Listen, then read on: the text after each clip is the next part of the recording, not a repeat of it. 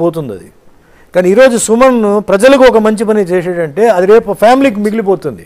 Right. నేను ఉన్నప్పుడు కాదు, నేను పోయిన తర్వాత ఆలోచించాలి. నేను పోయిన తర్వాత నా ఫ్యామిలీకి మంచి పేరు ఇస్తున్నానా చెడ్డ పేరు ఇస్తున్నానా? 10 మంది ఉన్నారంటే 9 మందికి విశ్వాసం లేకపోయినా ఒక్కడికి ఉంటుందండి, అది చాలు. అది నేను సంపాదించుకోవాలి కదా. కరెక్ట్.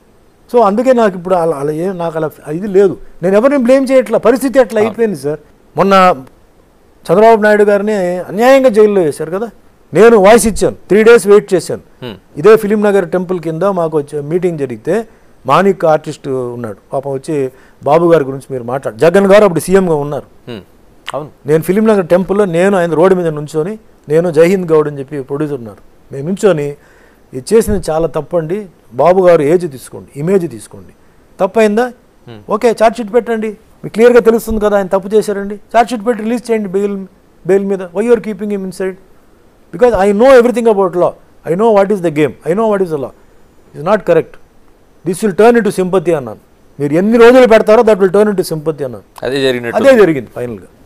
అలాగే పవన్ కళ్యాణ్ గారి విషయంలో వచ్చినప్పుడు జగన్నే అప్పుడు సీఎం ఆయన, ఆడికి 3 పిల్లలు ఉన్నారు, ఆడేమో రాజకీయ నాయుడు అవుతాడు, వాడికేం తెలుసు అది అన్నారు. నేను 3 days వెయిట్ చేశానండి, ఎవరు కమెంట్ చేయాల. అందరూ భయపడ్డారు, ఏం చెప్తే ఏమవుతుంది. నాకు భయం లేదు, ఏం జరుగుతుంది, ఏం జరగాల జరుగుతాయి, ఎవడన్నా ఆపలేడు, ఎవడన్నా కాపాడలేడు. ఆడు 3 ఉంటే ఏంటి, 30 ఉంటే నీకేంటి, అది వాళ్ళ ఇష్టం. వాళ్ళని కంప్లైంట్ చేశారా, ఆ 3 వచ్చి నీకు కంప్లైంట్ చేశారా?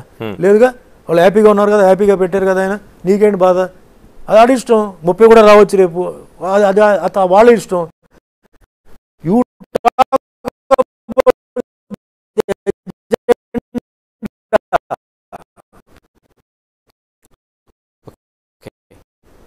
నీ పార్టీలో ఎజెండా గురించి మీరు మాట్లాడండి, ఆయన పార్టీ గురించి ఆయన మాట్లాడతారు, అంతేగాని ప్రైవేట్ మ్యాటర్కి వెళ్ళి చేయడం అది చాలా తప్పు. Even Roja also I supported.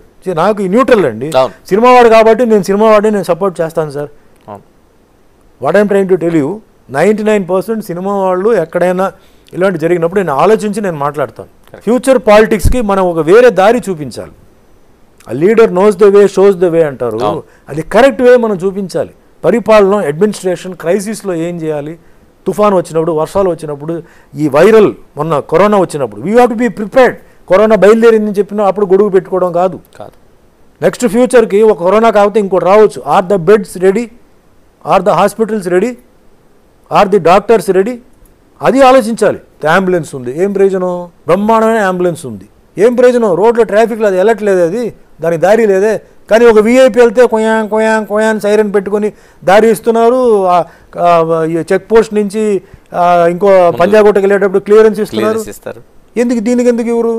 మనిషి ప్రాణి అంత మీకు అంత వాల్యూ అంతే మీకు. కానీ వీఐపీ వెళ్తే ఆయన మామూలు ఇంటికి వెళ్తున్నప్పుడు కూడా సైరన్ వేసుకొని వెళ్తున్నాడు. ఎమర్జెన్సీకి చేయవచ్చు కదా. If there is a will there is a way. Police తలుచుకుంటే అవుతుంది, గవర్నమెంట్ తలుచుకుంటే అవుతుంది.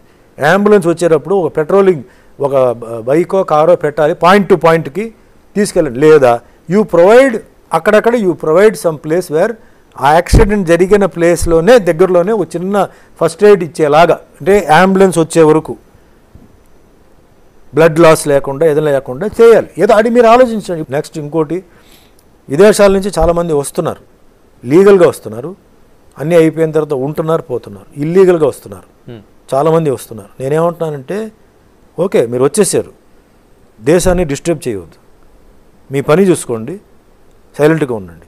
మీరు ఇక్కడికి వచ్చి ఇక్కడ ఫుడ్ తింటూ ఇక్కడ ప్రజలకే మీరు మోసం చేయడం, ఇక్కడ మహిళల్నే మీరు డిస్టర్బ్ చేయడం, ఇక్కడ ఈ గొడవలు జరిగినప్పుడు